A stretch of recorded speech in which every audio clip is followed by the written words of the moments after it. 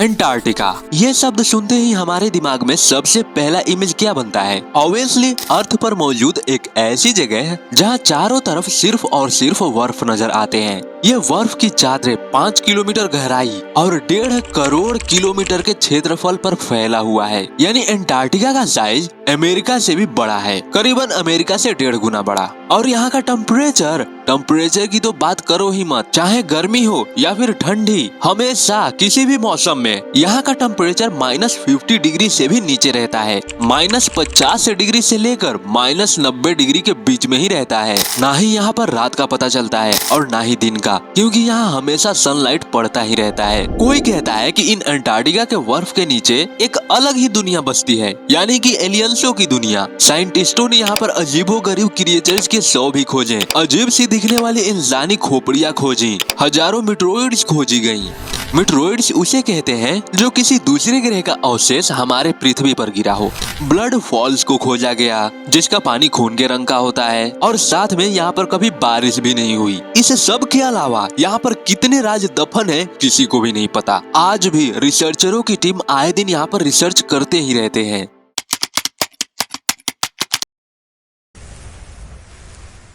Antarctica पहुंचने वाले सबसे पहले व्यक्ति का नाम था कैप्टन जेम्स कुक, जिसने 1773 में एंटार्क्टिका को खोजा। इसके बाद कितने ही लोग एंटार्क्टिका आए गए, लेकिन एंटार्क्टिका में ही एक ऐसी जगह है जहां आज तक सिर्फ 2 लोग ही वहां पर पहुंच पाए हैं। मैं बात कर रहा हूं एंटार्क्टिका में ही मौजूद साउथ पोल की। एंटार्क्टिका में आए दिन कितने ही लोग पहुंचते रहते हैं, बट इन 2 लोगों के अलावा आज तक किसी की भी हिम्मत ना हुई कि कोई साउथ पोल पर कदम भी रख सके। साउथ पोल जो कि अर्थ का सबसे निचला भाग है, जो कि नॉर्थ पोल के अपोजिट में मौजूद है। इस साउथ पोल पर पहुंचने वाले 2 व्यक्तियों का नाम था रोनाल्ड एमंडसन और रॉबर्ट फॉल्केन स्कॉट। दरअसल रोलैंड एमंडसन और रॉबर्ट के बीच होड़ मची हुई थी कि कौन सबसे पहले साउथ पोल पर पहुंचेगा। तो आज हम इस वीडियो में एक्सप्लोर करने वाले हैं द टाइम कैप्सूल हट के बारे में, जो कि ऑब्वियसली एंटार्क्टिका में ही मौजूद है। इसे किसने बनाया, क्यों बनाया, इस कैंप की इन तस्वीरों के बारे में, एमंडसन और रोलैंड कौन थे और इन दोनों में से कौन बना साउथ पोल पर पहुंचने वाला सबसे पहला व्यक्ति। तो चलो शुरू करते हैं आज के इस शानदार वीडियो को।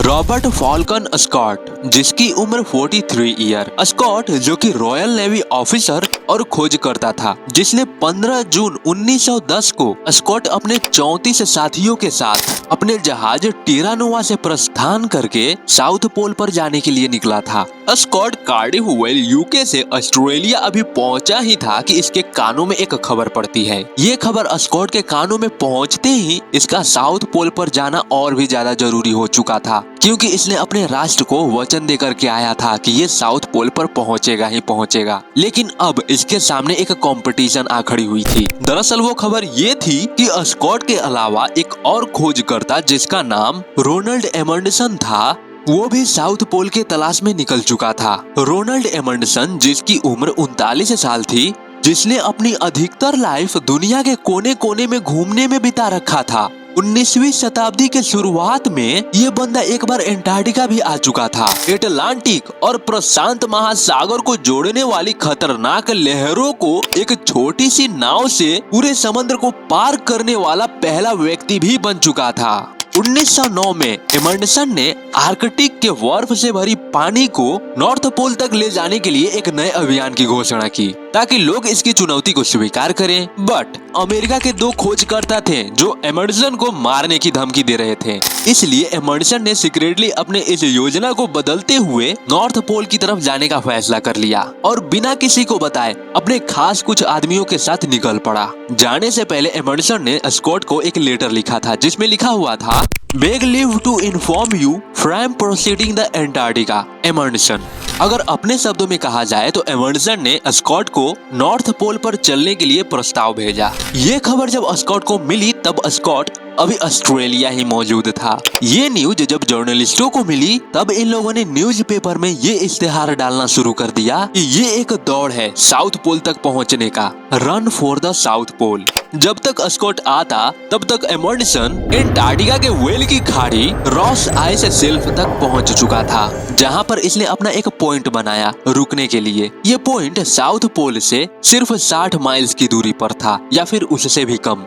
दूसरी तरफ स्कॉट रॉस आइलैंड आके टाइम कैप्सूल हट नाम की एक झोपड़ी बनाई जो 50 फीट लंबी और 25 फीट चौड़ी थी, जिसमें करीब 33 लोग रह सकते थे। आज अगर इस कैंप के अंदर का नजारा देखें तो यहाँ पर साइंस से रिलेटेड काफी सारी चीजें रखी हुई हैं। इसमें काफी सारे कमरे भी नजर आते हैं, बेड वगैरह, टेबल्स वगैरह, सारे के सारी चीजें यहाँ पर मौजूद हैं। अगर इन तस्वीरों को थोड़ा और एक्सप्लोर किया जाए तो यहाँ पर साइकिल्स, इलेक्ट्रिक मोटर, पेंगुइन्स के अंडे, दीवार से बंधे हुए मरे हुए कुत्तों की हड्डियां और ये शायद भुने हुए सेल्स हैं। ये सारी चीजें ऑब्वियसली स्कॉट और स्कॉट के साथियों की ही है। भूख लगने पर ये लोग पेंगुइन्स को मार करके खाते होंगे, सेल्स को मार करके खाते होंगे। और इन डॉग्स की क्या कहानी है ये हमें आगे पता चलेगा। 1911 के शुरुआत में जब इन लोगों का खाने का भंडार समाप्त हो चुका था तब इन्होंने अपने अपने जगह पर ही एंटार्क्टिका के इन बेरहम सर्दियों से बचने के लिए आने वाले कई महीनों तक कैंप में ही ठहरे रहे। और भोजन के खत्म हो जाने के बाद इन लोगों ने पेंगुइन्स को मार करके खाया, सील्स को मार करके खाया। खैर कुछ महीने गुजरने के बाद इधर एमंडस ने सितंबर 1911 की शुरुआत में अपनी यात्रा शुरू करने की कोशिश करी, लेकिन तापमान इतना ज्यादा गिर चुका था कि इस टेम्परेचर में बाहर जाना यानी कि मौत को दावत देने जैसा था। यानी कि उस टाइम -68 डिग्री टेम्परेचर गिर चुका था। इसके एक महीने बाद यानी कि 20 अक्टूबर 1911 को टेम्परेचर की स्थिति में बहुत ज्यादा सुधार आई। इसलिए एमंडसन एक बार फिर से अपने 5 साथियों के साथ साउथ पोल की तरफ यात्रा शुरू कर देता है। वहीं स्कॉट इसके 10 दिनों बाद यानी कि 1 नवंबर 1911 को साउथ पोल की तरफ अपनी यात्रा शुरू करता है। एमंडसन हो या फिर स्कॉट, ये दोनों ही साउथ पोल तक जाने के लिए पैदल नहीं बल्कि ट्रांसपोर्टेशन यानी कि परिवहन के अलग अलग रूपों पर आश्रित थे। अगर ये खुद के दम पर जाने की कोशिश करते तो शायद ही दोनों साउथ पोल तक पहुंच पाते, बट इन्होंने ट्रांसपोर्टेशन के रूप में बात करें स्कॉट की तो स्कॉट ने कुत्तों, मैंचूरियन पोनीज जो कि गधों की तरह दिखते हैं, यहाँ तक कि कुछ मोटर चालक ट्रैक्टरों पर निर्भर था। बट स्कॉट की ये मशीनें आगे चल करके खराब हो जाती हैं और इसके मैंचूरियन पोनीज ठंड में कमजोर हो चुके थे, जिसकी वजह से स्कॉट को इन्हें गोली मारनी पड़ी। रही बात इन कुत्तों की तो इनकी भी तबीयत कुछ खास नहीं थी, तो स्कॉट ने इन कुत्तों को वापस कैंप में ही छोड़ दिया। और आज जो हम ये तस्वीरें देख रहे हैं उन्हीं डॉग्स की हैं जिनकी हड्डियां मात्र बची हुई हैं। अब स्कॉट और इसके बाकी के 3 साथियों को पैदल ही 60 माइल तक अपनी जरूरी सामानों के साथ साउथ पोल तक पहुंचना था। वहीं एमंडसन इन कुत्तों को अपने परिवहन के रूप में काम भी लिए और जिन कुत्तों ने इनकी एनर्जी को बचाए रखा, भूख लगने पर इन्होंने सबसे कमजोर कुत्ते को मार करके खाया भी। एमंडसन अपने कुत्तों की वजह से प्रतिदिन 20 माइल से भी अधिक की दूरी तय कर लेता था। 14 दिसंबर 1911 को एमंडसन और उसके साथी साउथ पोल पर पहुंच ही जाते हैं। यहाँ पहुंचने के बाद इन्होंने अपने नेशन का फ्लैग लहराया, जश्न मनाते हुए सिगार पिए और तस्वीरें भी खिंचवाई। इतना सब करने के बाद अब ये लोग यहाँ से लौटने वाले थे। वहीं दूसरी तरफ 1 महीने से भी अधिक समय बाद 17 जनवरी 1912 को स्कॉट और उसकी बुरी तरह से थकी हुई टीम फाइनली साउथ पोल पर पहुंचते हैं। यहाँ आकर के ये देखते हैं कि एमंडसन स्कॉट के पहुंचने के पहले ही एमंडसन वहाँ पहुंच करके लौट भी चुका था, जो देख करके स्कॉट को बहुत ज्यादा दुख हुआ क्योंकि इतना मेहनत करने के बाद भी इसके हाथों सफलता न आ सकी और निराशा भरे मन से स्कॉट वापस लौटने लगा। दूसरी तरफ एमंडसन 17 फरवरी को अपने बेस कैंप पर पहुंचने के 20 दिनों बाद ही इसके साथियों में से एक की मौत हो जाती है क्योंकि टेम्परेचर फिर से गिरना शुरू कर दिया था। बर्फीला तूफान चलना स्टार्ट हो चुका था। दूसरी तरफ स्कॉट और उसकी टीम अभी भी थके हारे कैंप की तरफ लौट रहे थे, लेकिन टेम्परेचर में गिरावट और मौसम बहुत ज्यादा खराब होने के चलते वो रास्ते में ही फंस चुके थे। एक तो टेम्परेचर में गिरावट और दूसरी इनकी हालत पहले से ही खराब। इस सब की वजह से स्कॉट और उसके बाकी के 2 साथियों की वहीं डेथ हो जाती है।